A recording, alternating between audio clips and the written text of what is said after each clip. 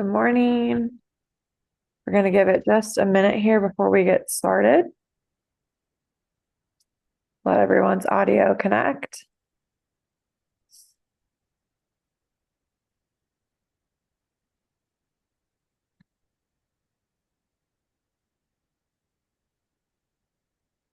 Okay. Good morning, everyone, and welcome to this Workforce Wednesday webinar. Thank you for joining us today. Today's webinar is Mastering Virtual Presence, a Zoom Etiquette and Tips for Professional Success. My name is Kirsten Bayer. I'm the Assistant Director of Communications at the Illinois Center for Specialized Professional Support at Illinois State University. And I am joined with my director, Amy Julian, and I'll hand it off to her to introduce herself. Good morning, everyone. My name is Amy Julian. I'm the director for the Illinois Center for Specialized Professional Support here at ISU. Thank you for joining us today. So we're going to start. Oh, go ahead. I was just gonna, sorry, Amy, to interject, but just a couple of housekeeping things that I forgot to say before I handed it off to Amy. Is that we are on Zoom webinar today. So we will be talking today about the differences between Zoom meeting and Zoom webinar. But if you would like to participate today, we ask you to do so. You can type in the chat or you can type in the Q&A. You can also feel free to raise your virtual Zoom hand on your Zoom toolbar, and we can unmute you when we pause for questions. Today's webinar is being recorded and will be posted on our website within 48 working business hours. We also have Illinois WorkNet posted on their site as well, along with the slides from today and any resources that we post. So you can find all of the resources in a one-stop shop. And then, good morning, Jackie. Thank you for posting in the chat. And then we do have closed captioning on today for accessibility reasons or note-taking purposes if anyone would like to turn that on. And then tomorrow you will receive a follow-up email from Zoom with a follow-up survey. We do ask that you participate in that follow-up survey. The WEO Professional Development Committee, which Amy leads and then I sit on as well, does look at those on a regular basis to help us plan future Workforce Wednesday webinars. And we have shortened that survey down to 5 questions. So it should be short and sweet for you to take. So we encourage your participation in that as well. Now I'll hand it off to Amy to do the poll. Sorry. No, you're great. And yes, and then this is being recorded and the recording will be available 48 hours after. So give us a couple days for everything to render and get in place. First poll we have for you is, where is your local area? So you have the options there: Chicago, Northern Illinois, Central Illinois, Southern Illinois, or statewide. Let's go ahead and fill those in.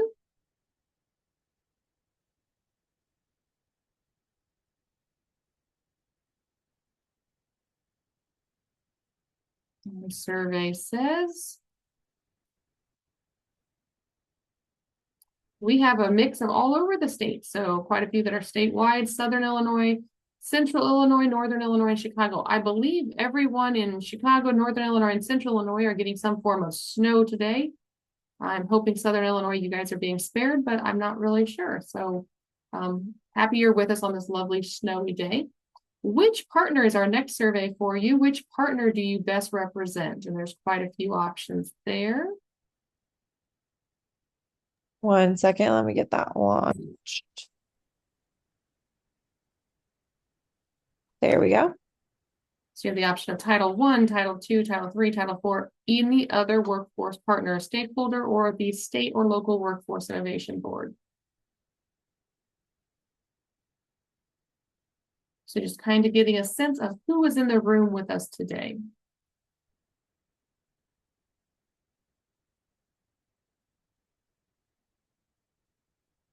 Give you another couple seconds on that, and then we will share the results.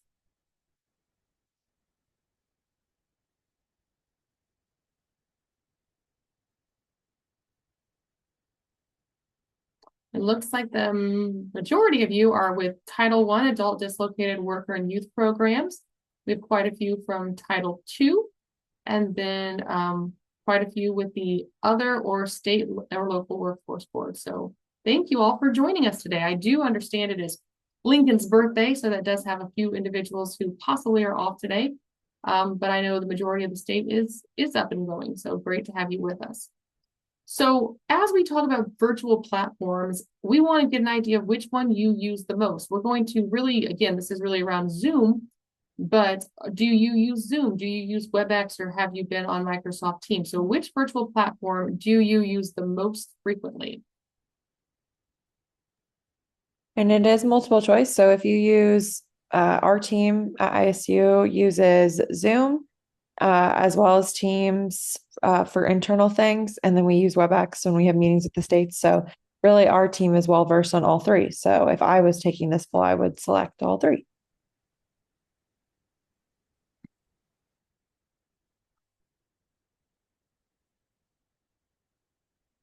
All right, let's see what the survey says on that one. Looks like most of you, 80% are Zoom meeting, 20% are on WebEx, and 20% are on Teams. And yes, with the state using WebEx, I know that's kind of a default for a lot of those things. So we're going to dive right in. And really, what we're talking about today is some best practices for virtual work. And really, we're going to talk about Zoom, conduct and meetings, things of that nature. As we're going along, if you want to raise your hand, we either Kirsten or I will be manning the chat and looking at those things. So we'll stop as we go. But as we're moving through, we're just going to kind of keep our pace going and kind of tag team this lovely presentation for you today. So a couple things to highlight when you're looking at virtual work. And we've all been in the virtual dynamic now for quite some time, right? The pandemic's shoved us into this. And we're now at 2025. So almost a full 5 years that we've been in some form or fashion and having a virtual component to our work. So some of the best practices that still ring true and some of the things that we've learned as we've gone over the last 5 years is the communication cadence. So you want to start with top leadership and establish a cadence of communication, whether that be emails or video conferencing. One of the things that we do is we, as a team, have an anchor day. And so that is a lovely best practice to have a day when everyone's in the office for that networking. We also have a virtual touch base on every Tuesday. So every Tuesday we come together and have a time that the whole team is there to answer any questions or address any issues that need to be brought up with the whole team. So that way, even though we're not all in the office, it kind of takes the place of those water cooler conversations and allows us to have that networking and opportunity for dialogue consistently throughout the week. Managers communicate often with the team. Again, we do that through, there's several different mechanisms that you can use for that. ISU has us using Teams, and so we have a Teams chat. We have different Teams channels for the different projects that we have and all kinds of constant and consistent communication. And then there is email, which is also used, but sometimes that Teams chat is a little bit more intrusive if someone's working on something, and at the same time is also a little bit more response worthy. Discuss challenges and solutions openly. Allow your team and to really troubleshoot these things. And if there is something that comes up that you're looking for that is an issue, what are some ways we can handle this? I will say one of the things that our team has struggled with is a project management like software to help us move things along. We've done everything from Trello to Mondays to Planner. And depending on which member of the team, there's different members who like different areas of those. So some projects, allow that discussion and open communication. Be open about expectations.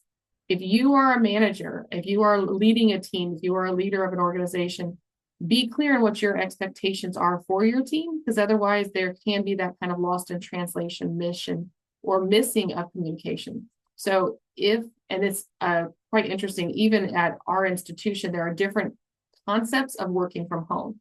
So when my team is working from home, I'm expecting them to be in kind of a home office situation where they have access to internet and they're able to conduct themselves in the same way that they would in the office. And those are kind of the parameters that I set forth.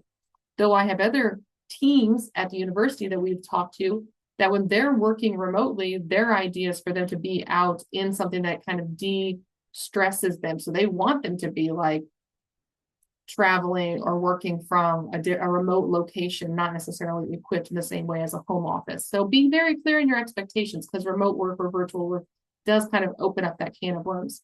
And then make sure emergency contact information is up to date. So one of the things that does need to happen is, let's say that there is a snowstorm and you're not able to get to where you need to go, being sure that you have ways to communicate with your supervisor, and your supervisor has ways to communicate with their team on where they're going to be. Next big column there is technology glitches, and those do happen. I mean, even if you're all in the office, those do happen. I've been literally had my whole team in, and the fire alarm goes off, and so we all have to leave the building. Most of the time, you want to communicate about that. So again, fire alarm's a great thing to talk about because February is fire testing month. And so for our team, their whole university will be testing the fire system on Thursday at 10 a.m. So I've let my team know, hey, this is going to be happening. If you need to have a call or something, it's going to run for 30 minutes. So you need to be out of the building if you're trying to conduct a webinar. This particular webinar would not work well tomorrow at 10 a.m. because we'd have sirens going off. Offer help desk support, ways to navigate around challenges. There's a tons of tutorials, and Kirsten's going to give you some great points today as to really what to look for in Zoom. But Zoom itself has, and so does Teams and so does WebEx, have a ton of tutorials that you can touch on as you go through. Have those backup plans. I have a hotspot on my phone that if I'm at home and my internet goes down, I have a hotspot. So if I need to be at home for whatever reason, whether that be flexibility or a sick child or weather, since we're all dealing with snow today, then that is one of the things that we planned for and plan for those things. And then long-term isolation, we really want to be mindful and address any disruptions and create those opportunities for face-to-face connection. As I said, we have an anchor day for our team, which really does allow for that camaraderie to happen.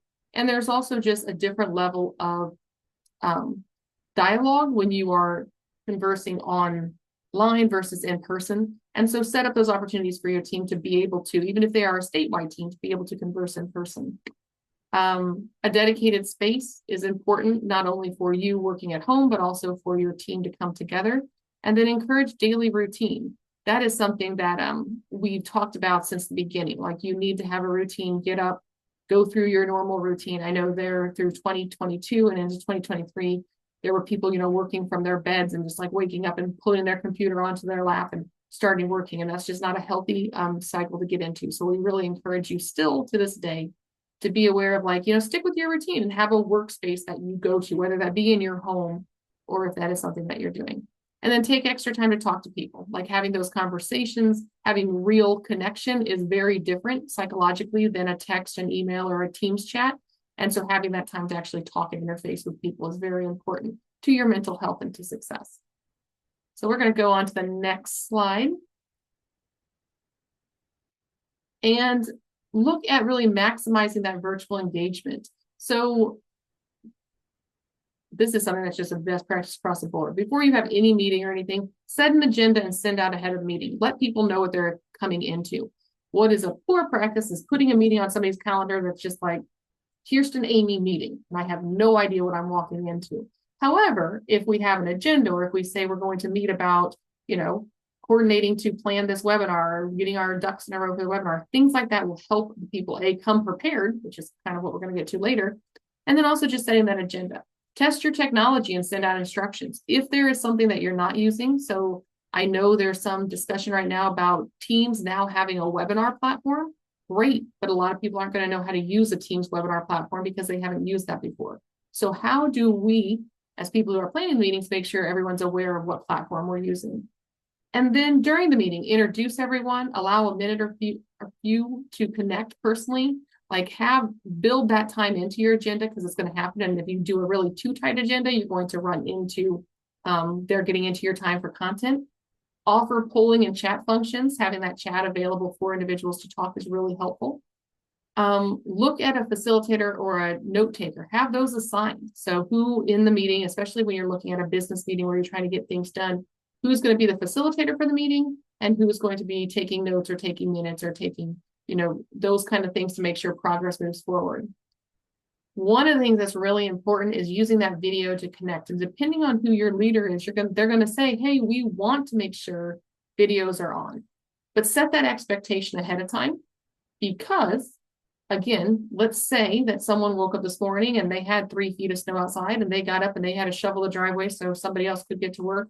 And they come in and they get on a meeting and now they're not really ready, camera ready, as the celebs call it, to be on camera. But the idea is that the person has said you need to be on camera. So make sure that is an expectation that's set for your meeting, that if you're going to be, especially with your team, I'm going to expect you every Tuesday at 9 a.m. You need to be on camera. So turn those cameras on.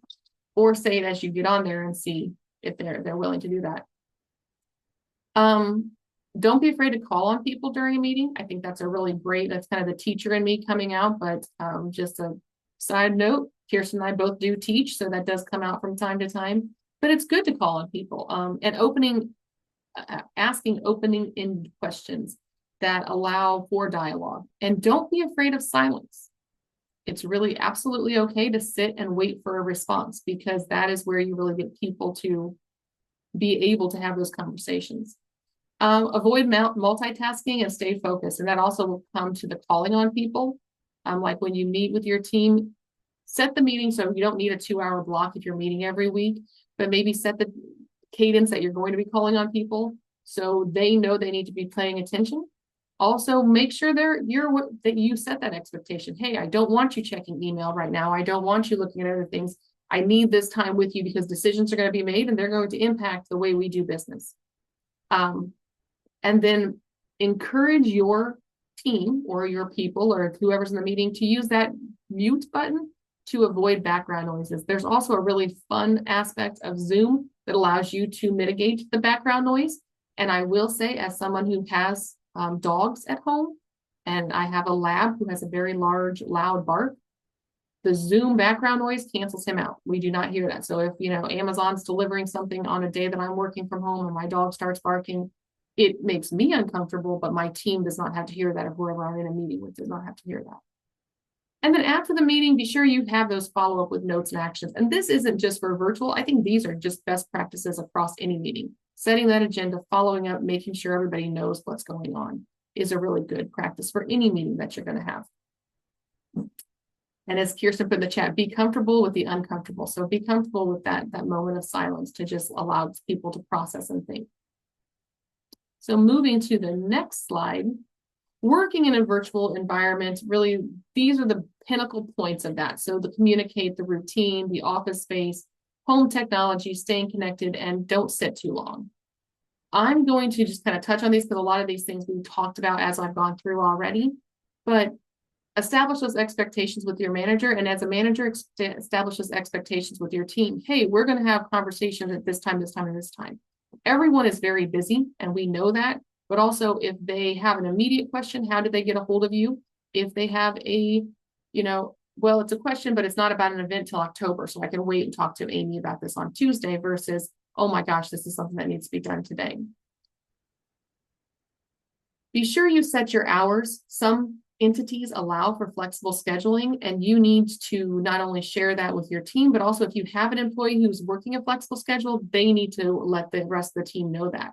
So for example, if I'm not starting work until 9 a.m. on Wednesdays, I need to let my team know, and it needs to be on my calendar, and it needs to be communicated very clearly and consistently, because people are you're working as a team. You have that dynamic, especially when you're leaning on that idea of not walking into someone's office to communicate, but really looking at their calendar to see when you can schedule a meeting.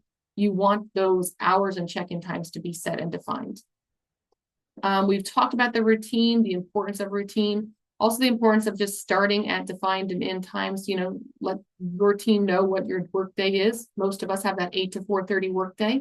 But lunch can be a variable there. I have many members of my team like to take lunch at 11 a.m. The rest of my team takes lunch at 12 p.m. So let your team know what your preference is. Office space, we've talked about that. It needs to be secure, dedicated, telework area, separate lines. Like I have a door on my office, which is fantastic. Again, I cannot encourage you enough to not work from your bed. That is just not healthy, and it's bad for your back and your posture and so many other things. Check your internet speed at home. Make sure you do have good internet. I used to joke during the pandemic that my internet was ran by the squirrels that ran by outside my home, because it was literally shot from Bloomington to a grain elevator. Yes, I live in rural Illinois. Then to my home from said grain elevator. So it did get influenced occasionally by different things. So have that backup in as well. And then stay connected. If you check with your company already has remote infrastructure, use those collaboration tools. Use those things you have, whether that be Teams. ISU has some great things. I know the state through Do It has some fantastic resources for you if you're working from home. So be able to, do those things. Kirsten put in there, don't sit too long, get a walking pad. It's her favorite part of her home office. Um, Also, if you have a walking pad, let people know that you have a walking pad, because there are times when Kirsten's walking that she's really taken up at a click, and we want to make sure that everyone knows what's going on. But the sitting too long, that's really just good for your mental health and for your body. They say sitting is the new smoking, so get up, get walking around. If you have a phone call, take that phone call while you're standing or walking outside or walking even around the office. It does just help you kind of move yourself around, and then you don't have that issue of sitting too long. Take a break for lunch. Take a break, eat lunch. I would say it was probably a good 6 months into the pandemic that I had to mark on my calendar lunch break. Don't schedule unless you've been, cleared it with me, because I found myself, as what happens is if you don't block off time, the sand of work just fills in that time. And so really wanting time to take lunch, to go out on a walk, whether that be around campus here, whether that be at home, just around the neighborhood, but allowing that mental break really helps you actually just be a better and more proficient worker. So there's some fun tips. Next slide, we're going to get into just some things for as you're setting up a meeting. And these are some ground rules that we have used with the work that we do with the different state entities that we oversee, like the IWIB. And so some of the ground rules are: come prepared, show up on time, be present, start on a positive note, follow the agenda, create a collaborative environment, and be solution focused. And this is really for the person who's leading the meeting, and also kind of to set it out to everyone. Hey, this is how we're going to be and show up for this meeting. This is how we're going to present ourselves. The next slide is what we call how we're going to work together. And that is really looking at how we work together. Like, let's be customer centered in our discussions, share the floor, make sure that you're not taking up too much space. Like this webinar today is kind of a sit and get construction, but when you're talking about a Zoom meeting or any kind of meeting, make sure that there is somebody who's a strong facilitator calling on the different people in the room, but also making sure that all the voices around the table are heard. Avoid jargon and explain acronyms. That's just a good all the way around, and also allow that opportunity for people to ask questions. I am very guilty of speaking in acronyms often, and I have had to stop and say, okay, does everybody know what all these words mean? Like, do you know what B is? Do you know what WIOA is? Do you know what, especially when we create words out of acronyms like WIOA, we very rarely say WIOA, we say WIOA. And so if someone is new to the system, do they know what that means? Or WorkNet, is that an acronym or is that a place? What are those things? And so people who know, but people who don't know, just let's be considerate of them. Use person first language, respect lived experiences, and assume positive intent. Together, we do know a lot. So you're bringing people together for a meeting. You've invited those people to be there. Be sure that you give them that opportunity, but also assume positive intent with their communication. So with that, now we're going to kind of really dive into Zoom. And I'm going to toss this over to Kirsten, but really Zoom etiquette and why it matters is, I cannot talk enough about how much Zoom etiquette matters. So it is your first impression. The way you act on Zoom shapes how others perceive you professionally. And when you see somebody, let's say you come to the WIOA Summit, May 8th and 9th in East Peoria, nice little plug there for our own conference. But when you come there, you get to see everybody, from here down. And you can have those conversations. But really that way you present on Zoom is what people are seeing. It's not something, you're not two separate people. So be aware of that. Proper etiquette ensures meetings run smoothly and effectively. And if you've ever been to a meeting that when you left, you said, oh my gosh, that could have been an email. That's a meeting that didn't run well. There was a meeting for a purpose. So be sure that, we have productivity. Let's follow our Zoom etiquette little guidelines. And then just that courtesy and consideration of others to make for a positive virtual environment. It just makes everything go smoother when we are being respectful to each other. So yes, love Zoom etiquette. Very excited to hear what Kirsten is sharing with us today. And Kirsten, take it away. Okay, I'm doing a shameless plug, like Amy just said, and I'm putting our website where you can register or find out more information about the Illinois Workforce Summit that she just touched on in the chat if you're interested. But yes, thank you, Amy. So Zoom etiquette and really just like virtual work etiquette, anytime you're on Zoom, Teams, WebEx, or if you use any other kind of virtual platform, it's extremely important that you take notice of specific details. I think a lot of times, especially if you've been working in your role for a long time, or if you're comfortable with your boss or director, or you're comfortable with your team, there's a lot of times where we can kind of let these little things go by the wayside, or we think maybe they don't matter as much anymore.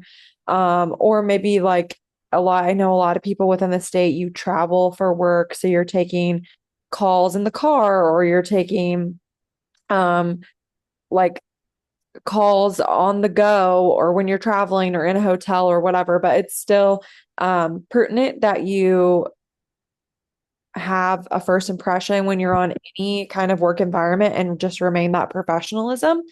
So we're going to touch on just a couple tips and tricks and things that you can do to make sure that you're always maintaining that high level of professionalism anytime that you're on Zoom or Teams or WebEx or whatever platform you're using. So before your meeting or webinar that you're getting on, it's always important to test your technology.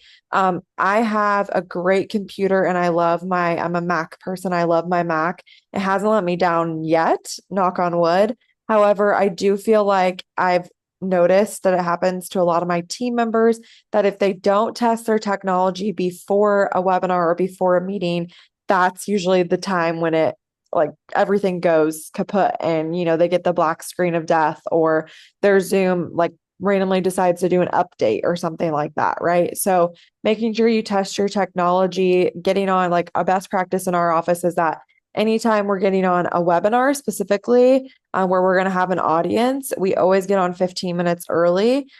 Usually for a meeting, we try to get on about 5 minutes early just to test our microphone, test our video cameras, and we do that every single time, which I know can be tedious. And sometimes you don't always have the time to do that. But specifically, if you're doing like a presentation or something, make sure you allow yourself that time.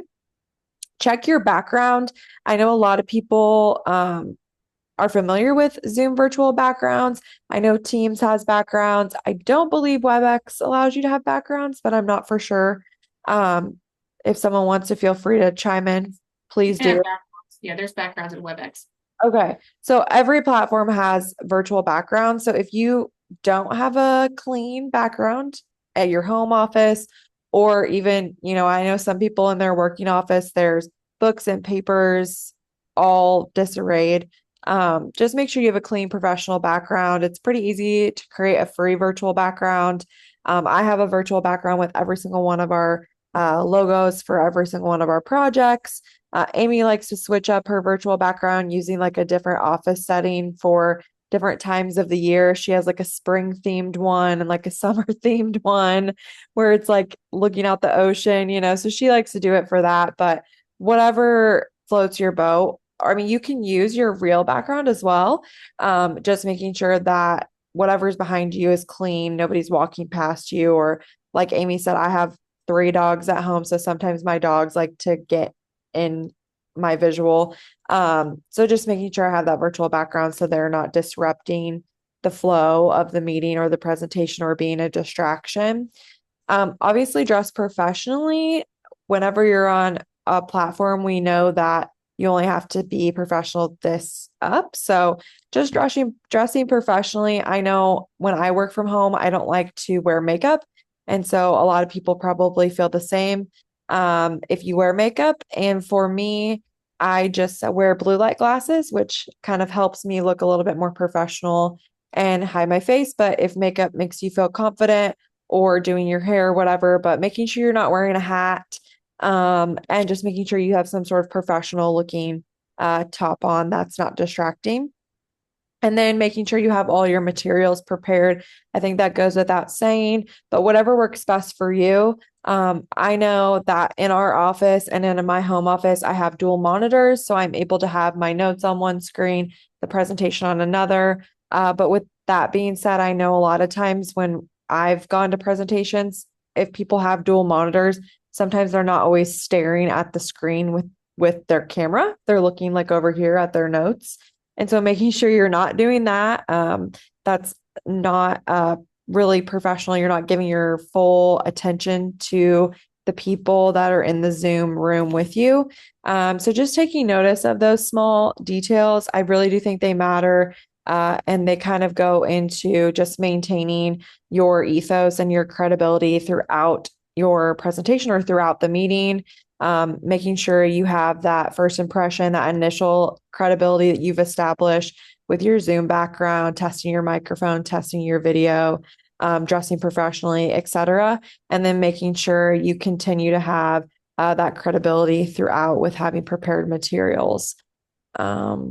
So I'm going to move on to the next slide.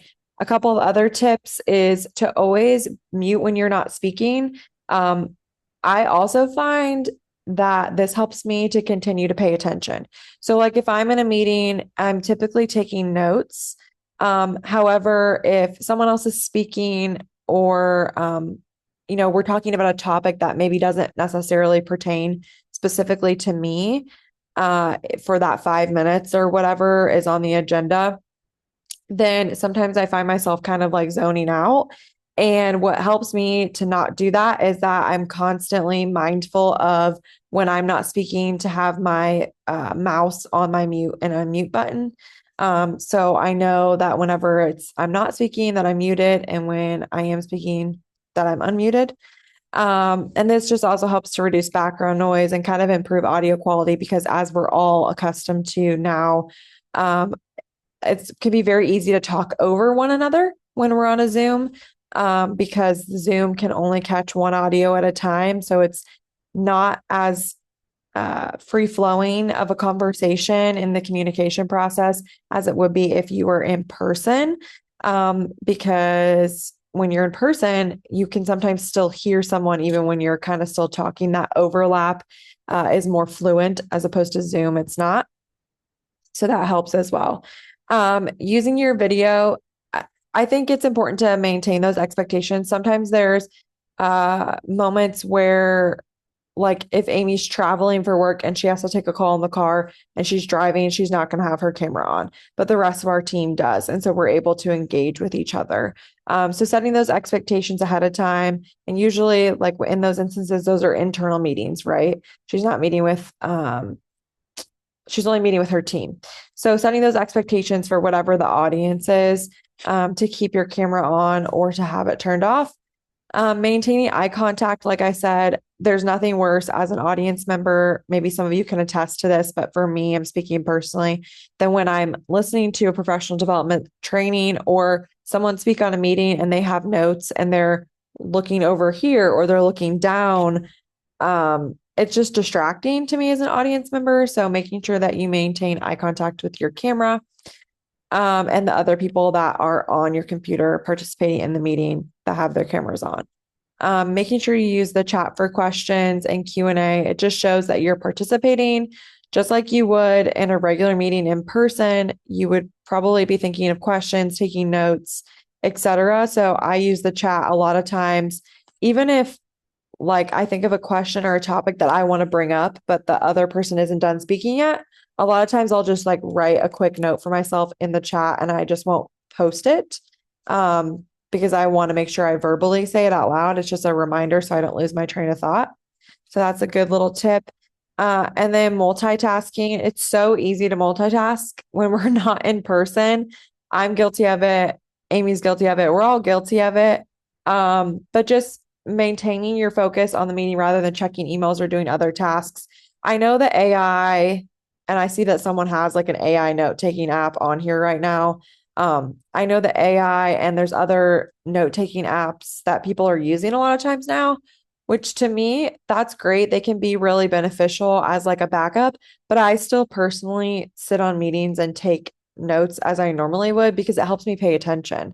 And then the AI note taking app or whatever other note taking app you're using, sometimes I just use like the closed captions to help take notes, helps me just pick up things that I might have missed. But I find when I'm not taking notes at all and I'm just listening, it's easier for me to want to multitask or my mind to wander. So just a quick best practice and tip there. We already talked about being punctual, obviously is important, just like you would show up for an in-person meeting, show up for a virtual meeting on time. But to me, I think when you're showing up for an in-person meeting, maybe on time is on time. But for a virtual meeting specifically, and my best practice is always be 5 minutes early. That's on time in a virtual meeting because to test your technology and all those things. You don't want to hold up. We want to be respectful of everyone's time and use the best use of our time and the others on the meeting. We already talked about kind of staying engaged, but you can also use like the Zoom reactions. If you're not familiar with those, they've expanded them even to include more emojis now. So no longer is it just raise your hand, thumbs up, and a heart. You can actually do more emojis now, and I'll kind of show you how to integrate that here in a second. And we have Jackie who just raised her hand. Jackie, I don't know if you want to chime in, but I'll allow you to talk. Oh, oops, you lowered your hand. Were you just, oh, Lucas is raising his hand now too. Are you guys just practicing or do you have something to say? If you have something to say, feel free to type in the chat. Lucas put in the chat, just practicing. Okay, great. No, I will say on Zoom webinar, we don't have the reactions the same way you do on Zoom meeting. So like right now, you don't, when you hit raise hand, it raises your hand. And we don't have the same reactions that you have on Zoom meetings, which is all the fun emojis. And I'll throw a couple of those into the chat just so you can see, you know, what those fun things are. So just a note there. Yeah, they have them. I have all the emojis in the chat, in the webinar chat. Mm-hmm. You can use them in the chat, but maybe not on the reactions on Zoom webinar. We are on Zoom webinar, not Zoom meeting. We'll talk about the difference here in a second.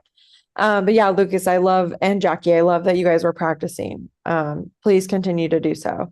And Lucas, you said testing early and 15 minutes in advance is really good advice. Yeah, especially for a presentation, for sure. All the fun emojis. And then speaking clearly, another tip that I think is a huge best practice is that when you're on a virtual meeting, we've talked about how the audio isn't always able to pick up any kind of overlapping and stuff like that, or background noises can be distracting. So another thing with speaking clearly is to make sure that maybe you're speaking a little bit more slowly, enunciating a little bit more when you're on a virtual meeting. This also helps for accessibility reasons, which is huge for remote work. So speaking a little bit more slowly than you normally would or enunciating more can help the closed captions pick up your words more clearly. And then also if you're on a presentation where you potentially would have an interpreter, we're in a lot of settings where we have that. If we have a sign language interpreter, it also helps them be able to interpret better as well. So just being mindful of those things for accessibility, as well as just for overall being clear and concise. And then we already talked about taking turns speaking a little bit. Yeah, go ahead, Amy. I was gonna say just one thing with speaking clearly, knowing your audience. So when we are speaking just with your intimate team or your team that you know everyone around, you might not want to describe yourself. But one of the things that we have implemented with the iWib is if you are called on to say, just kind of describe however they choose to do that. They can say, you know, I am female and I, you know, am middle-aged or whatever you want to say. But I think giving them that opportunity to describe for someone who is either on the phone or someone who has a visual impairment allows you to just be a little bit more inclusive with who is talking and how they show up.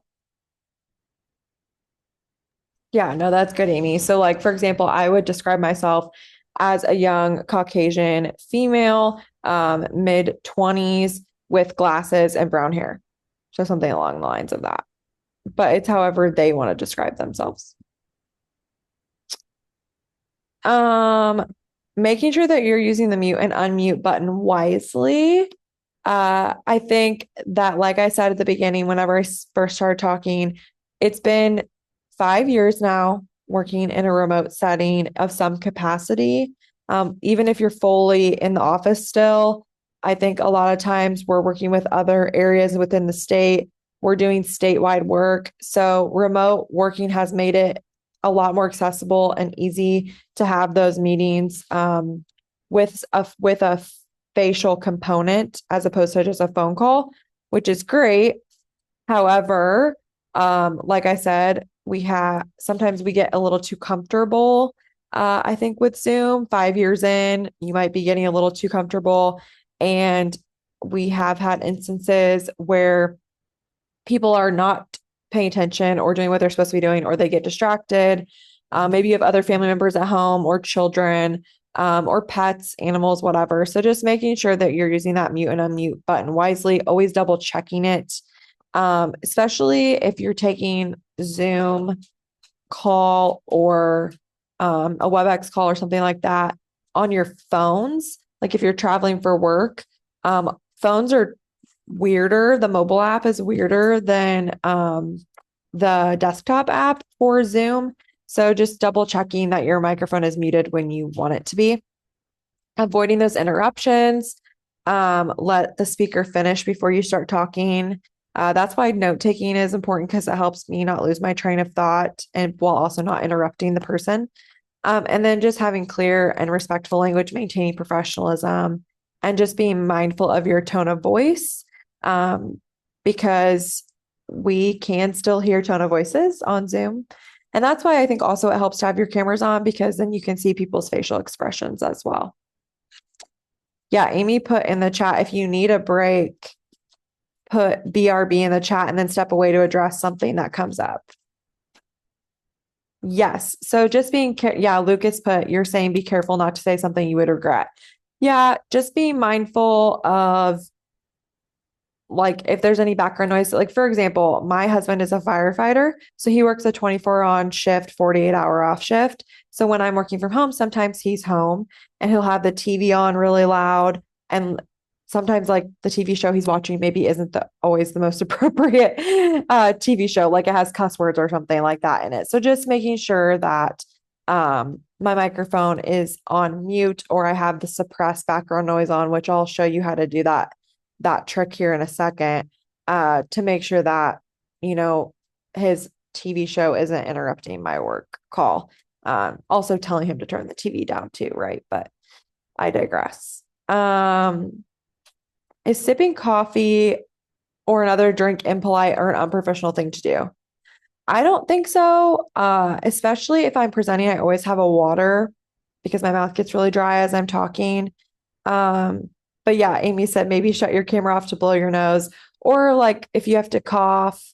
I know a lot of people are sick right now. I'm battling like a little bit of a sinus thing that I've got going on and a sore throat. So if that's you, maybe you have your camera off and you just tell everyone I'm a little sick right now. Still feeling well enough to work, right? But just not well enough to maybe show my face, or at least turning your camera off if you have to cough or go blow your nose. And I personally don't think it's rude. And Amy would probably agree with me to step away.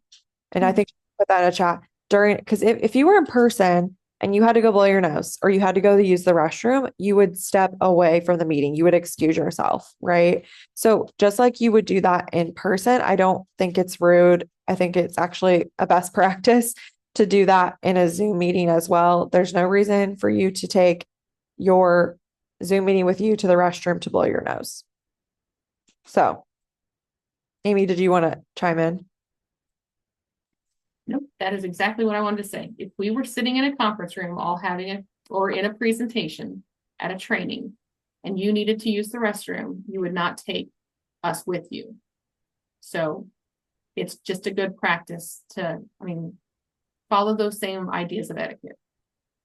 Yeah, absolutely. Plus, if you happen to be off mute, that's something that these are your work colleagues. They don't want to hear that. Yeah. We don't want to hear you blow your nose. Okay, so handling disruptions. We've talked a lot about how to minimize disruptions when you're in a remote environment or on a Zoom call for the other people on the meeting, right? So having the suppressed background noise on, making sure your mute button's on, etc. But especially if you're the one talking or you're trying to listen and pay attention and take notes, sometimes those distractions can distract you. So how to handle those disruptions. If there's a technical issue or disruption, just making sure you stay patient and calm. It's an inside joke within our office that we always like from 2020, like probably May or June of 2020, when we had been a couple months remote, we all would kind of laugh that technical issues are the new traffic. And I still like to say that because they still happen even 5 years in. Technology is an amazing blessing. However, it doesn't always work the way that we want it to.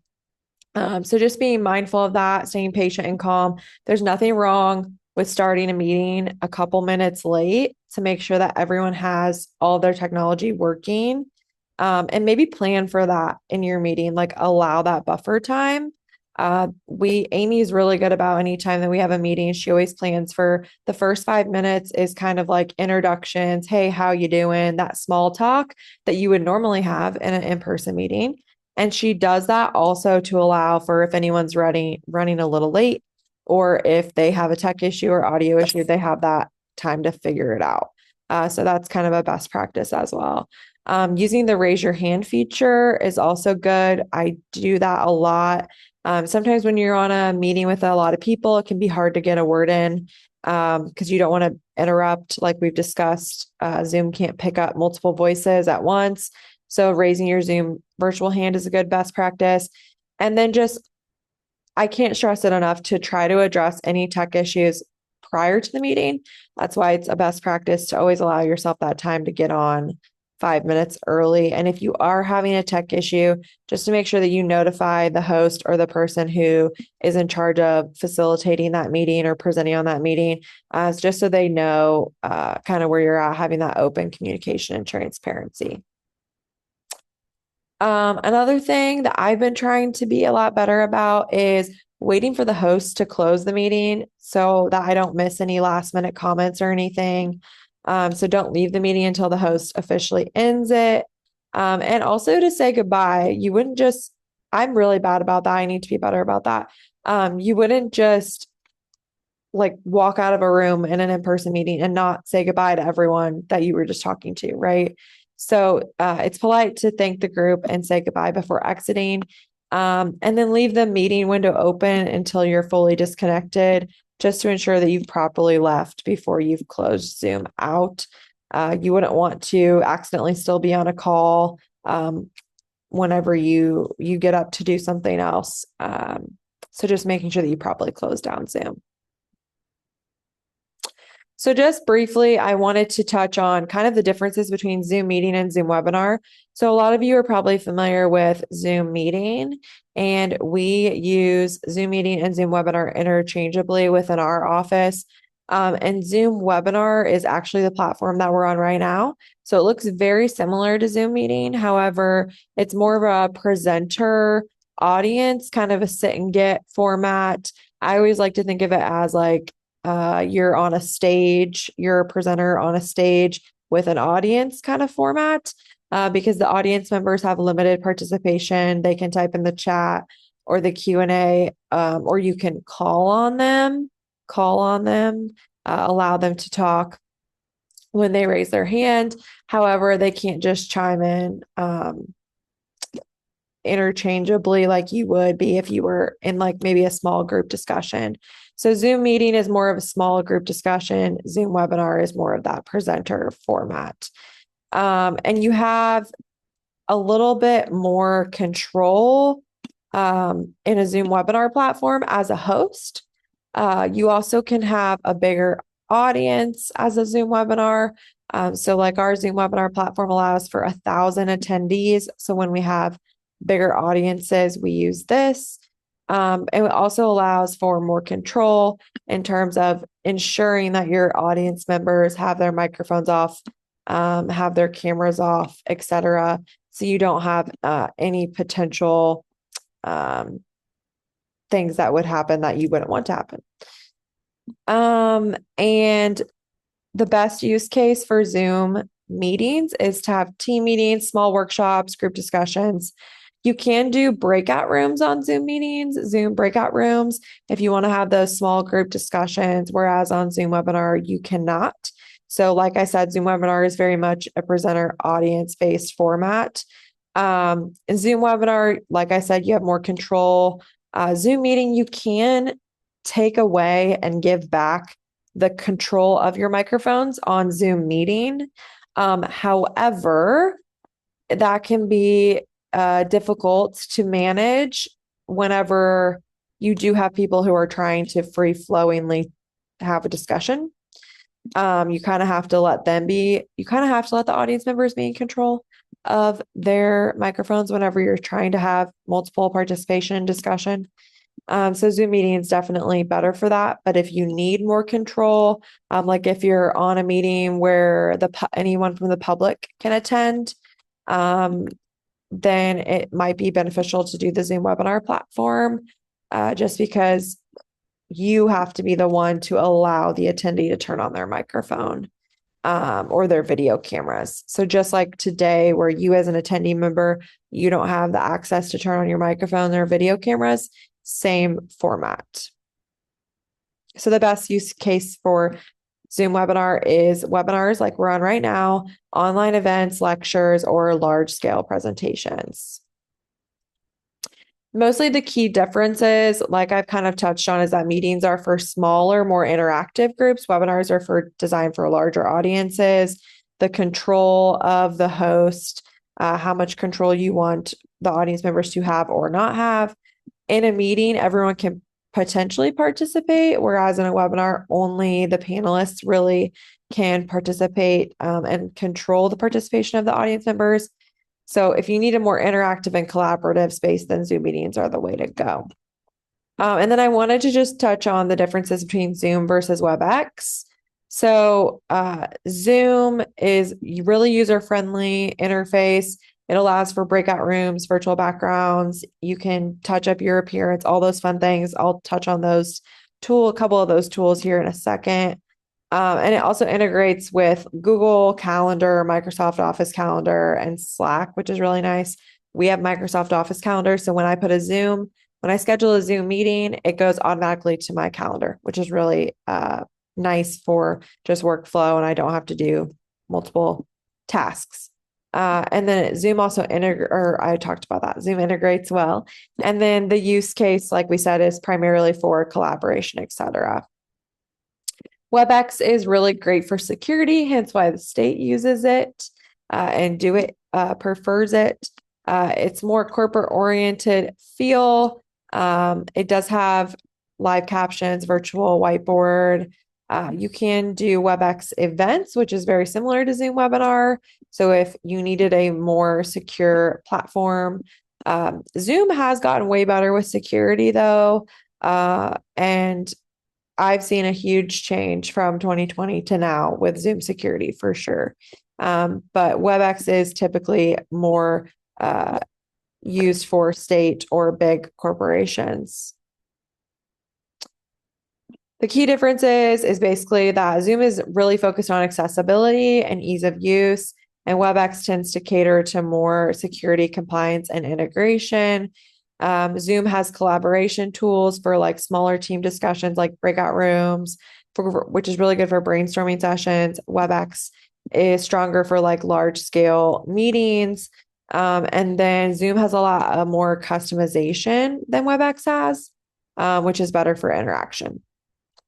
So really quickly, I wanted to just touch base on a couple of my favorite Zoom tips, if you're not familiar with how to do any of these. So the first Zoom audio tip that I want to go over is that you actually go over to your microphone and there's a little up arrow on your microphone, or it might be an up arrow or a down arrow. For me, it's a down arrow right now because I'm sharing my screen. But on your microphone on a Zoom meeting, there would be an up arrow, and then you can click audio settings. And then it would lead you into this second graphic here. I don't know if you can see my mouse circling it. Okay. And on the second graphic, you can actually go in and test your speaker and your microphone again. Sometimes Zoom will, right when you log in, it'll ask you if you want to test your microphone and speaker. And I know WebEx does that every single time. But sometimes my Zoom doesn't do that. So I'll go into my audio settings and just test my speaker and my microphone really quickly, especially if you use headphones or not headphones interchangeably. Like when I work from home, I don't typically use headphones. because I don't have anyone else in my house. But when I'm in the office, we're in a cube farm, and so we all use headphones. So you can test your microphone and speakers, but my favorite one is this Zoom background noise removal. So that's kind of what Amy was talking about, how we can't hear her dogs. Can't hear my dogs, can't hear my doorbell ring, anything like that. They can still be obviously distracting for you, but not for the other audience members, which is important. So you can have the Zoom background noise removal on high, and it basically suppresses any noise that's not going directly into the microphone. So directly your voice right in front of your microphone, in front of your camera. So if you have someone in another room or something in your house, or traffic because you're on the phone traveling to your next destination for work in the car, you wouldn't hear any of the traffic or anything like that, which is really nice. That's one of my favorite ones. Some other audio tips that I wanted to cover is that you can actually click mute my mic when joining. I have that check marked so that way anytime I'm joining a new meeting on Zoom, I'm automatically muted. I have to unmute myself to speak. So I think that's important to have, especially if you're jumping from meeting to meeting. And then also you can either leave this checked or unchecked if you're nervous about it, but you can I leave it checked because I like the shortcut, but you can actually hold your space key down to control your microphone. So you can hold your space bar to mute and unmute yourself. So if you don't want that capability, that shortcut, because you're nervous about unmuting yourself when you don't want to be, you would uncheck mark this blue box here. And then if you do use headphones, you can have this check marked sync buttons on headset to have that check marked, and it just helps your audio automatically connect to your headphones. So those are just some simple, quick Zoom audio tips. Some Zoom video tips that I really like are virtual backgrounds. You can adjust your virtual backgrounds and effects and kind of play around in there. You can also use a video filter. You can use an avatar on Zoom meeting, which is kind of fun, depending on who your audience is. I know internally our team has played around with those a little bit. You can also blur your background. If you don't have a virtual background, you can just choose to blur it. But the way you go into your video camera settings is the up arrow on your video camera, click on video settings, and then it would take you into this window. Again, I always have stop my video when joining. I always have that check marked. So that way my video camera is always turned off every time I'm joining a new meeting.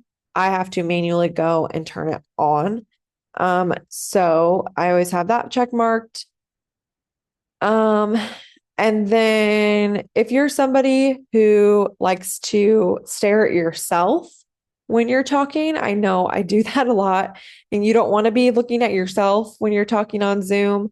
You want to be paying attention to the other people on the Zoom meeting. You can actually click hide self view, and it won't, like, it'll have your camera on, but it won't show you your video on the little box in the right hand corner. So that's kind of nice if you find you're someone who does that a lot. So those are the top video little tips.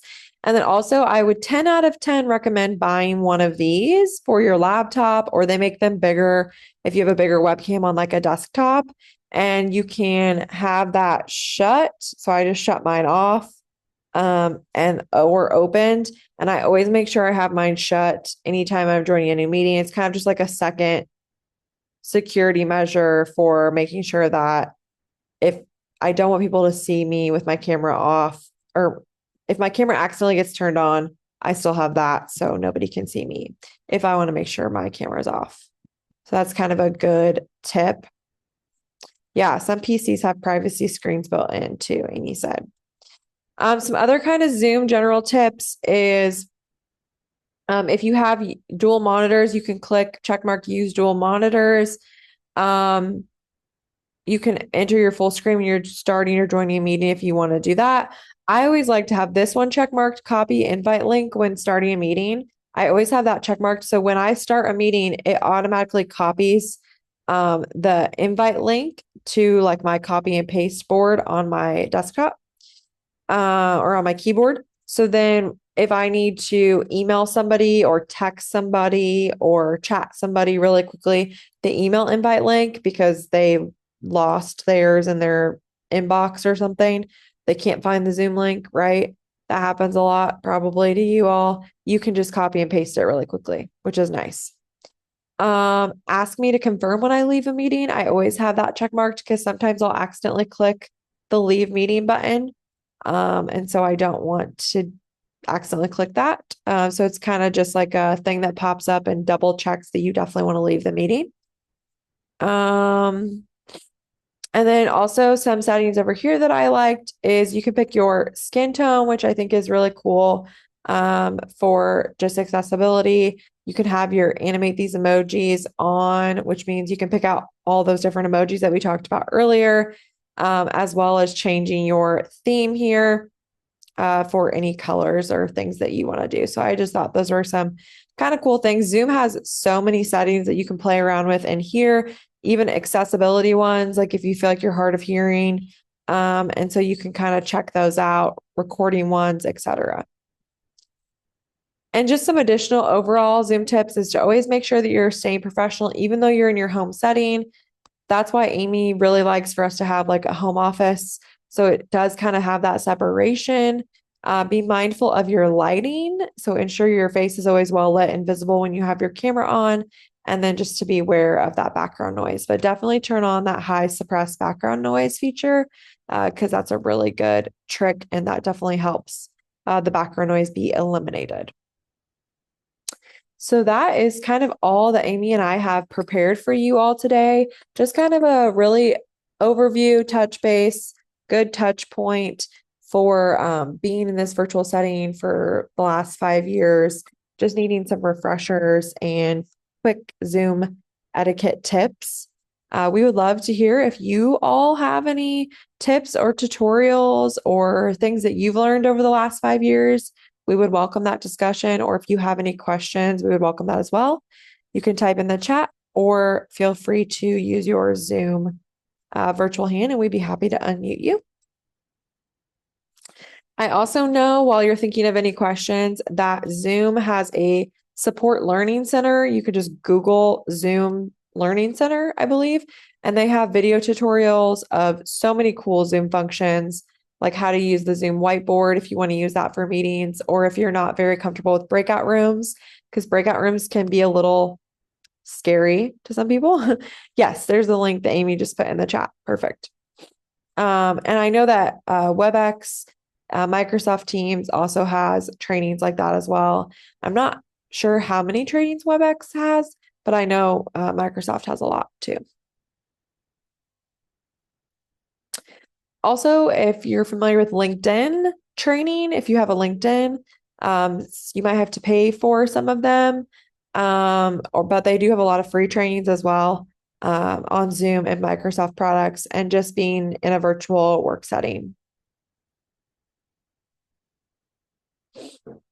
Yeah, Amy's putting the links for the Microsoft trainings too in the chat, which is awesome. Thank you, Amy. Yeah, Zoom is always updating.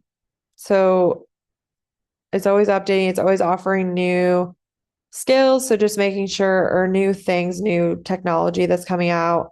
So just making sure your skills are always sharp is good.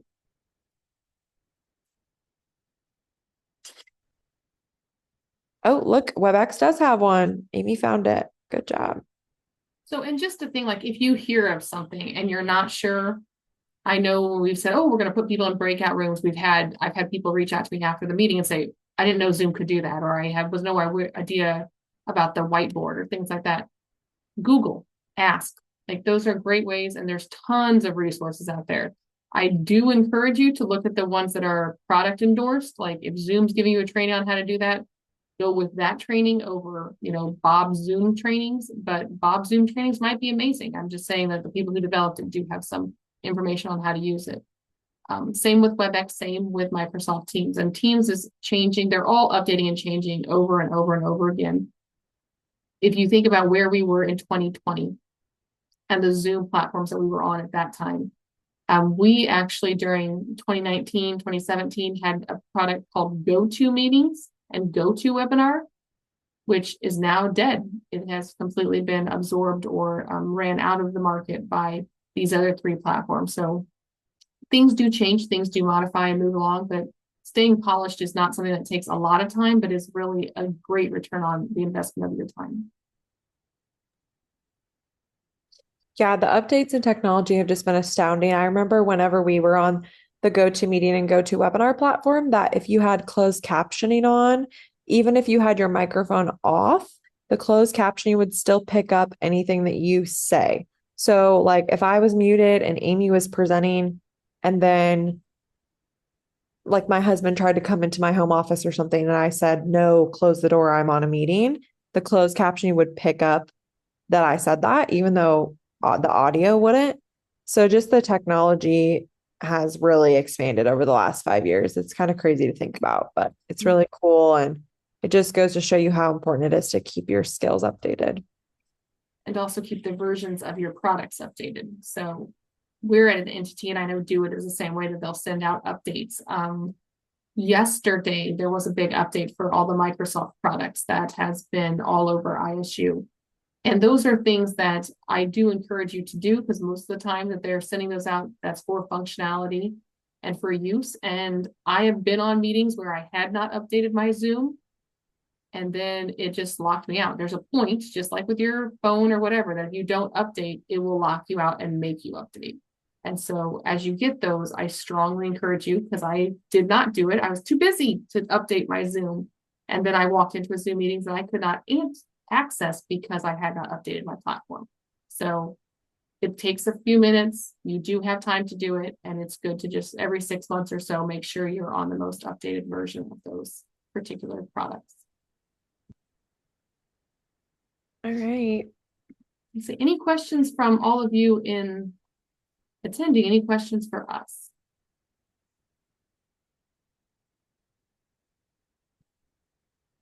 Okay, we can happily give you back some time to your day. Yeah. Thank you so much, everyone, for joining us. We appreciate it. And we hope you learned something new or got a great refresher on some Zoom tips. Thank you for joining us, and hope you all stay warm and be safe if you have snow where you're at. And have a great rest of your Wednesday.